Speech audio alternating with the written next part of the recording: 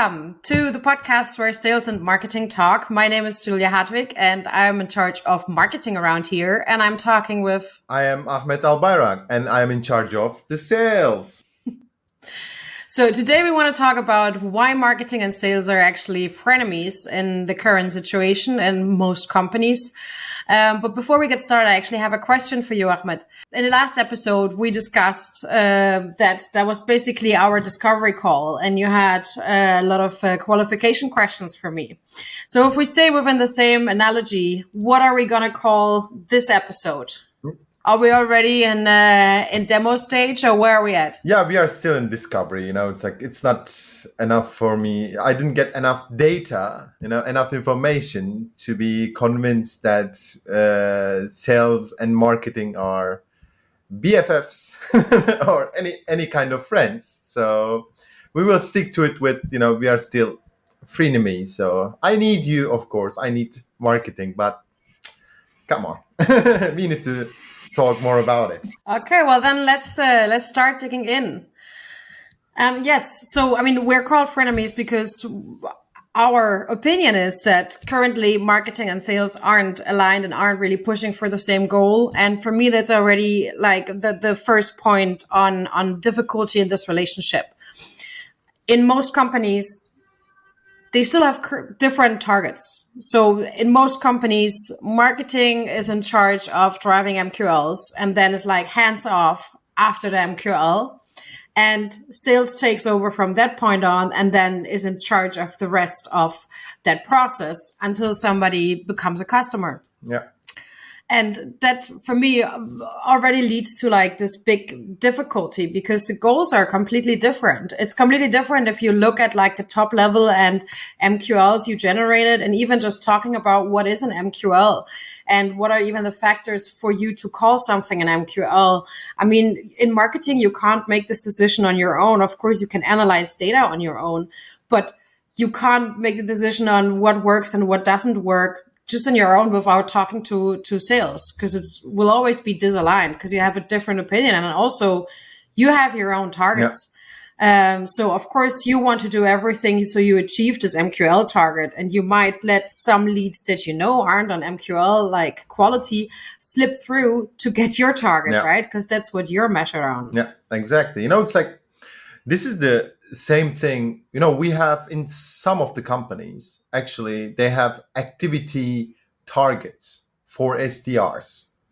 And it's also a big problem because we want to, if you want to book a meeting with a potential customer, with a prospect, actually what you need is to write good emails. It's like, your outreach should be elegant and personalized, and it should be also relevant.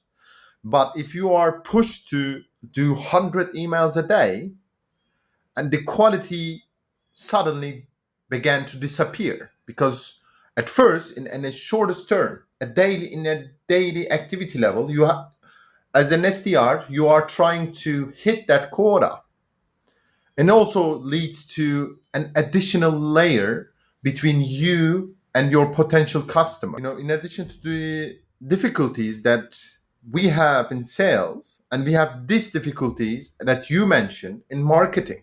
It's like for example, we receive MQLs from you, we send crappy emails, crappy LinkedIn messages, and pushy calls, trying to reach out to them every day. And it actually hurts the buyer journey that should be well established. Yes, absolutely. And I think that leads me to the next point, talking about responsibilities and ownerships between marketing and sales. Because of course, okay, on the one hand, you can say you have all of the cold outreach, which marketing as such has nothing to do with. But then all of the other leads that, get sent your way, of course, marketing was involved. And even on the cold outreach, you could say something like brand. And if, you do a bunch of cold outreach and people know of your company or don't, is of course, At the end of the day, something marketing has done in the presence, in the brand awareness. So I think part of marketing's responsibility is, of course, the brand, even though that can be up for debate if brand should even stand on its own. But that all should be included in sales daily work. Yeah. The way you talk to people, the way you do outreach, what messages and emails look like, and also how much they correspond with everything that marketing does, with all of the messages and ads and campaigns marketing is sending out. The more those are aligned, I think the higher the conversion rates are you see. But oftentimes, this is not the way marketing is put up in organizations, and doesn't have this responsibility and doesn't have the ownership to go and say, hey, we just have done this campaign, this is what we're communicating, and this is how you can translate it to your sales part as well. Yeah, exactly. There is a rule. I am a kind of a web developer as well. I'm really into design, it's like creating a good user experience as well. It's like everything matters, in that sense. It's like, everyone gives as an example, the Apple products. They are all have the same shapes, and when you look at their website and, their gadgets, they all use the same font, everything is so aligned. You just create this actually smooth experience because people are getting used to it when they first see it. It's like when they see an alignment between every parties, about that company, let's say, and they said, okay, this is a high quality product, high quality, it's a well-established company. And a well-established company has this advantage as well. They will not negotiate on the price that much. It's like, because let's see, comparing Apple to Samsung or other products, Apple's pricing policy is, really high compared to other ones, but you still go and buy Apple because they provide you a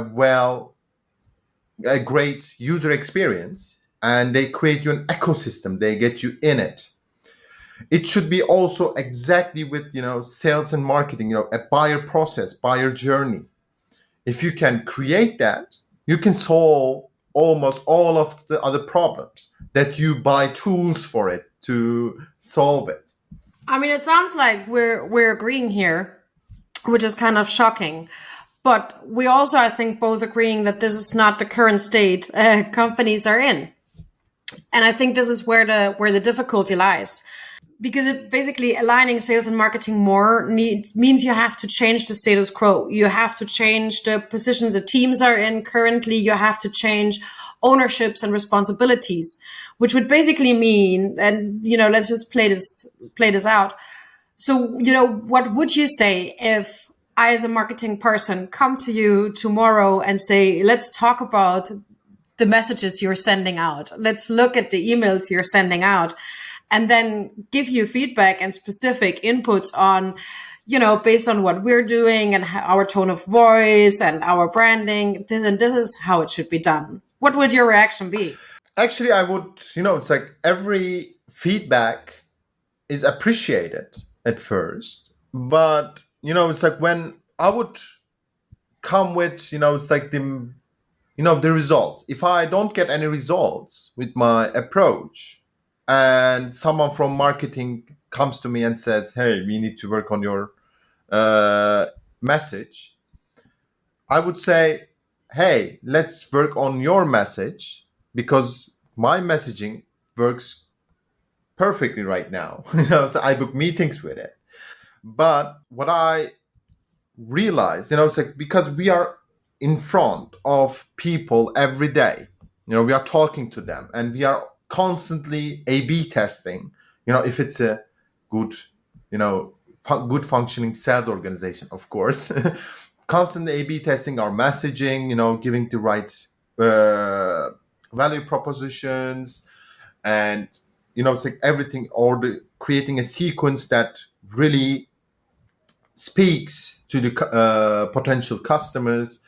Yeah, it works well. And actually, what I would do is go to the marketing people and say, hey, this is working with us. Let's align this together.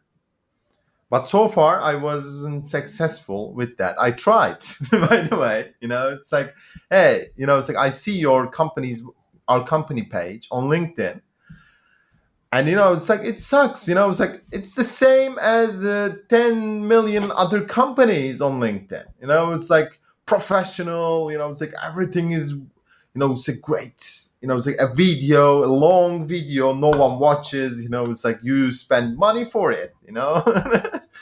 Don't do that. Make it more fun. It's like, because even the CEOs, it's C-level, they're human beings. They're not different. They don't want to have 24/7 professionalism in their job. It's like they're just, hey, it's like, because they also watch TikTok. Okay, they are watching TikTok videos. So do it, align it to that.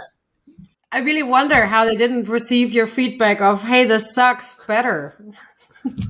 But I think this again leads us to a point we already previously discussed. But what I experienced in working in closer collaboration with SDRs and sales, because you experience one-on-one interactions every day.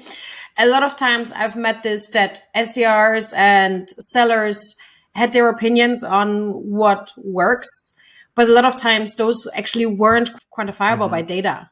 So the moment I actually went in and analyzed, okay, so if we look at the full time of, this email, I don't know, over 5 months, what are actually the open rates and conversion rates? What they felt subjectively was performing well, when you looked at it at the data, actually wasn't. And that's because, of course, they could have had a good week where they sent this email out and they got 5 responses. And because this is personal and it's 5 responses from 5 people they're talking to, that leads them to, oh, this email is performing very well. Whereas if you look at it on a larger time scale, you could see, well, actually, I think there is a lot of potential for it to perform even better if we do change subject line and so on and so on. Yeah, but what I'm questioning right now is, because it's now changing faster and faster. Now, in my opinion, there is nothing that can function for a month. You can, no one can say I use the same message for a year and it worked every time. It can work in a month, in a week, because now to access to an information is becomes so much easier.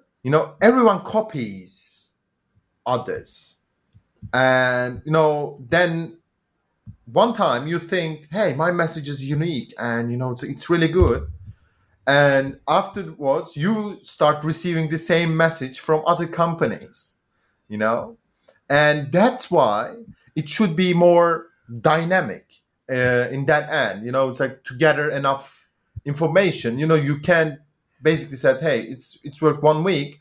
It's a messaging fundamentals, value proposition fundamentals should be there. The messaging should be changed constantly. Actually, that can work, because everyone copies, everyone doing the same thing right now. But I think it's not only the copying. I mean, it's the same that we see in marketing, right?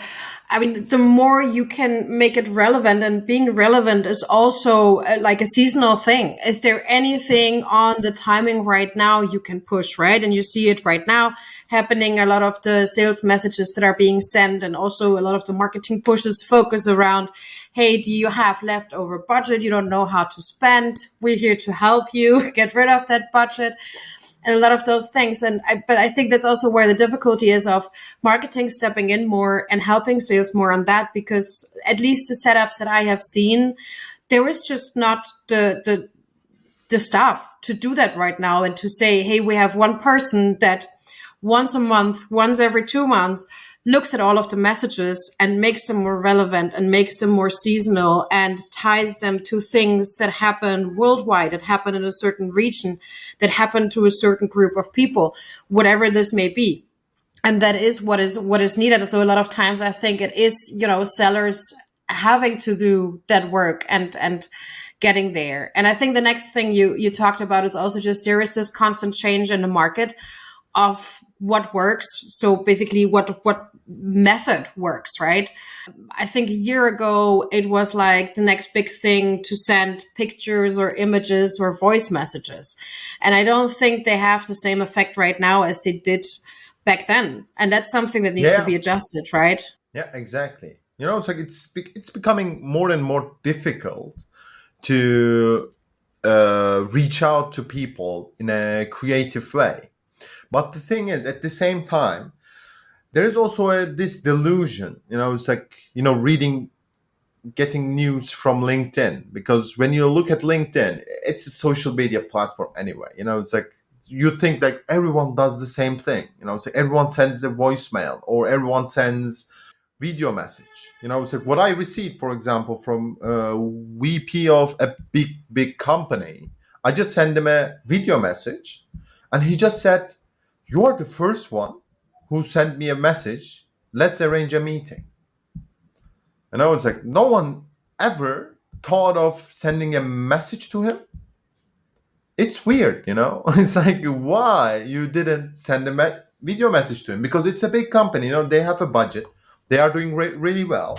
They could be a part. They could be a really good potential customer. But what you do instead, going it to the easy way, just send some kind of generic message, that he reads and just forgets about you. But that's because personalizing and sending those messages takes time.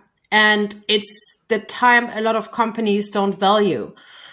Because the goal is still the more the merrier. So rather send 1,000 generic messages that have 2% personalization than spending time on creating 10 personalized video messages that you send out, even though those most likely have a higher potential. And I think also for an SDR or a seller, of course, it needs a lot of confidence to, record those videos, because you need to have nailed what you're saying and your value propositions and all of those things. And also aren't used to that format and don't feel comfortable with that format. Yeah, exactly. What I saw, it's like the open chat GPT that is around with the AI. And I used it for a while. It's like, it doesn't take my job away. But what I see, it's like, I asked him to create for me a marketing strategy. It's like, give me SEO tags, write me a SEO based article. And it did quite well. Maybe, it's like we are talking about becoming, maybe in the future, becoming friends, sales and marketing. Maybe marketing could die. It's like, we don't need you. I can just do it in 5 minutes. And you will become unemployed. Those constant threats. I don't think marketing will die. Marketing is a discipline, same as sales is. So I don't think the entirety of marketing will die. I don't even think big parts of marketing will fall away. If you look at so many trends that happened over the last years, like when you look at, for example, the entire performance marketing and optimizations thereof, there were already systems years and years ago that take care of that also involve AI and are way smarter in adjusting keyword bits you do on Google Ads and so on. And yet there are a lot of performance marketing managers out there that do a better job in actually adjusting the strategy. And that's something AI right now is not capable of doing. So I think when it comes to the entire discipline of marketing and doing that with the knowledge and experience you have built to actually see, okay, what are trends that could be going on and things like that, I don't think currently AI can do that. However, when, of course, it comes to creativity, I think AI can be a very helpful tool. So just to say, you probably know the game Cards Against Humanity. Yeah, I know.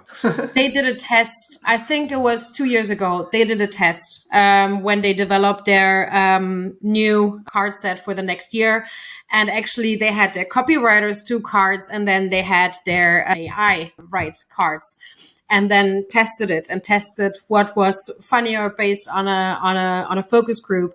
And I think the copywriters only won by like one card, so it was really, really close. But again, it leads us back to the point that copywriting and content is also a science and is based on a lot of things of what triggers people. But when it comes to the actual content of it, I mean, I do think it still needs a person to figure out, okay, what are we going for here? Who do we want to reach and where do we want to drive impact? And then on the next level, Yeah. also, where does our company come in and how can this be helpful? And I don't think AI can stem that right now. Yeah. I'm just, it's like really keen to get rid of marketing so that we can do it by our own. But at the same time, you could say, I mean, probably right now, I could also have AI write a bunch of sales messages and then have a bot create a bunch of fake LinkedIn profiles that have Yeah. very nice CV, probably even nicer than yours, and then have it run like just sending LinkedIn messages via the bot to people and then see what the turnaround of that is. So, I mean, if you look at it on this angle, all of our jobs could be at risk. Yeah, but come on, AI never can build relationships. Come on. But at the end of the day, that's the same that marketing is doing. I mean, we're also building relationships. Obviously, we're building relationships to bigger groups. We're building relationships to, target audiences or communities. But it's Yeah. the same thing we're doing. It's just that we're not doing it for our person, but actually for the company and for the brand. But it's the exact same thing. I mean, when you hype Apple, I mean, this is also a big part of it is driven by the brand that Apple put out there and that Yeah. people, feel inspired by and drawn to because of all of the things they have done. And, let me break it to you. This is not a bunch of sellers that did that. This is like marketing Yeah. people. Yeah, in a B2C level, I can say that, of course.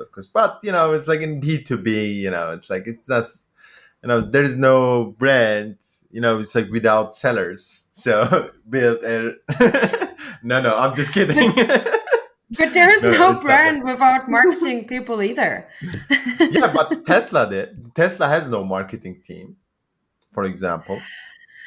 I think Tesla is a difficult example though. So first of all, this is B2C. They're like a tangible product. So that's already a very different like sphere we're on. And second of all, obviously their CEO is, is like a spokesperson and a big person that drove the awareness Tesla had just because of like also what he carries and his own like awareness he had in the market and reach. Yeah, exactly. It's like I'm just, getting my lines, taking my lines, and it's like defending sales against marketing. That's why I'm putting these kind of stuff out to play with marketers, like yourself.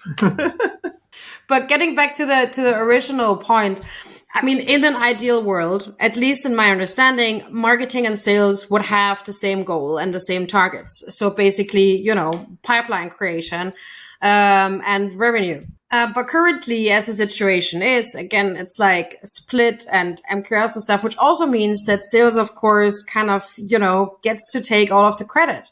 Because it's like, sure, what I created came from a bunch of leads, but, this is the revenue that I created this year. And that's kind of it. So Yeah, if we would have the same goals, that would of course also mean you would have to give some credit to marketing, who helped you with of that. course. How would you feel about that? Good. Yeah, yeah, totally. We will give credit to marketing as well. Mine, no, never. Yeah, actually, it's like in an ideal world, it's actually world is shifting to that direction. It's like everyone realized actually, hey, there is something wrong here. It's like bringing numbers doesn't mean anything anymore, and it should be more.